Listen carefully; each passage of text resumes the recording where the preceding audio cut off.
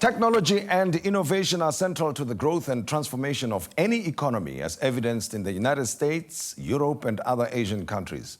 South Africa is trying to do the same. The Technology Innovation Agency was created by an act of the South African Parliament on 24th of November in 2008.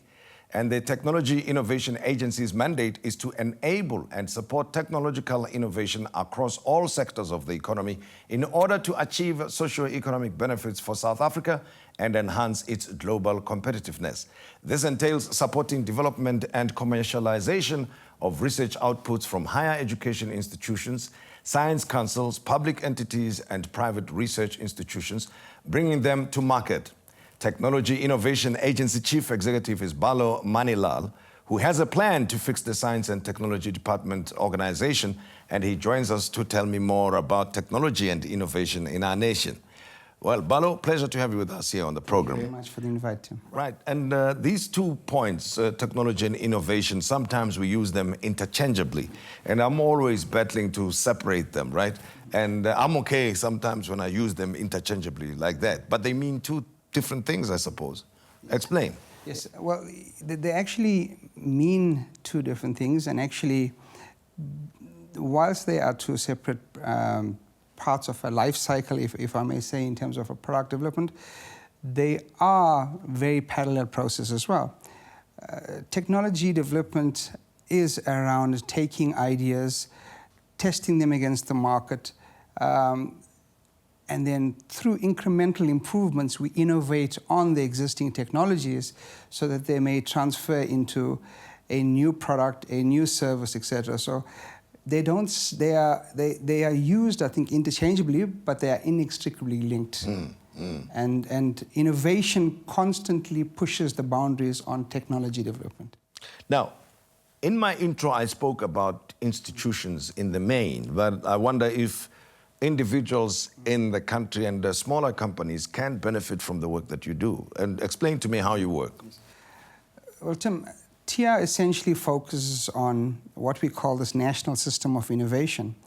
Within the system of innovation, we have firstly the people component of it, and that is the various innovators, individual people who have ideas that look at developing their ideas so that it becomes commercially viable products and services in the market.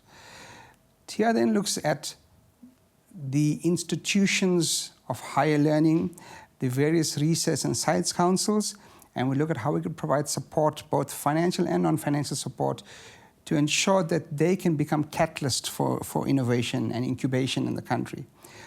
We then look at also the various government policy areas, the government departments, and we try to harmonize and mobilize them as well so that we can have this very congruent and enabling national system of innovation. So TIA straddles from an individual who's seeking a funding support to the value of 20 or 30,000 Rand to big established entities like the CSIR, etc., who are science councils, amongst other things as well. So it spans that entire NSI value chain in terms of its support and funding instruments. But how can an individual know that they are onto something, that whatever they are working on is an innovative idea that warrants approaching you? What sort of things are you looking for? An immediate test for these things is market uptake, market interest. And I think that's very, very important because sometimes you might be answering a question that does not exist. So it's important that you test out whatever concept idea for 2 things. One is to look at the marketability so that it can transform essentially into an SMME and into the formal economy.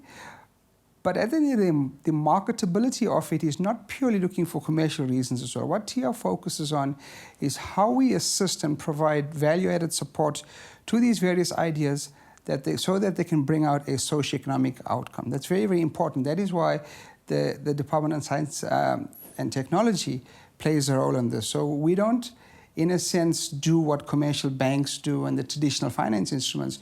Is we have a very, very niche sort of service and support instrument in order to ensure that we can improve the people's lives in this country and also stimulate the economy in that. So you look at the impact that whatever the innovation is being introduced will have, Yes. more than look at the financial side of things, Yes. much as that's important as well. You're correct. I think to just emphasize that the TIA does play a role in quite a high-risk sort of market area, and it does that by design. Very often you get people with great ideas, etc., that doesn't translate into a lucrative business plan. Yes. And TIA then needs to evaluate those, looking at various outcomes, socio-economic outcomes amongst very, very important ones, to look at how does this idea, whilst it might not give you an immediate return, but can improve the lives of the people in this country and also stimulate the economy positively, impact on the trade balance, look at beneficiation and all the various other areas which are national priorities for the country as well. So it's not just where we look at the bottom line and a positive business case. I can imagine, I mean, if you have a solution, for instance, for sanitation, that would be the kind of thing you look at, right? Because the bank, where do you start when you try to explain yourself, and especially if it's something new, unique that they've never heard of. Now, tell me about the institutions of higher learning. There's a lot of research that's going on there, and I suspect a lot of them are battling to commercialize the interesting ideas and concepts that they come up with. How do you assist them, and give me examples of where you've successfully commercialized them? What we do, though, is TIA has engagements with the various institutes of higher learning. And what we have created are technology stations and technology platforms. We have these technology stations at almost all the universities of higher learning and institutions. And what they do is they interface between academia and business. And they ensure that they bring the business element, they provide market access for academics to ensure that there can be this transfusion of ideas and engagement. So it is an avenue that was deliberately created to bridge that gap between academia and the private sector. Let's talk about technology now, because one of the questions, I know it's an issue in the sector, that South Africa consumes more technology and money leaves the country due to licensing and other royalties that have got to be paid, right? So how are you assisting the locally produced technologies to also get a share of the pie? Well, you're quite right, Tim. I think firstly, we are a resource-based economy. If you look at the trade balance, it tells you that we're a net importer of technology and products. But what's important for South Africa, for Africa as well, is we need to graduate from a resource-based economy to a knowledge-based economy. But that process is not a process that comes over the short, even to medium term. That is a 30, 40-year sort of a transition plan. But in order for South Africa to capitalize on all the opportunities on the African continent and even globally, we need to look at having knowledge-based systems that can focus on beneficiation. I mean, our natural endowments are there for us to exploit, and there's a good argument to say that we are not. So we need to focus on what is the captive market? What do we have in terms of the natural resources? How do we develop them locally? How do we export finished products? But we also are aware that commodities are market-based and there's economies of scales, etc. So we need to ramp up, and the good thing is the DTI has positioned South Africa as being an export-oriented economy. So we need to look at how we can produce at scale, produce at the leading edge of the technology value chain, and ensure that we can export more than we import. But it is quite an integrated process that we need to follow. Well, Barlow, tell me of just a few of the success stories that you have achieved, that you go around bragging about, so that next time I come across whatever product or service, I should know that TIA had something to do with it.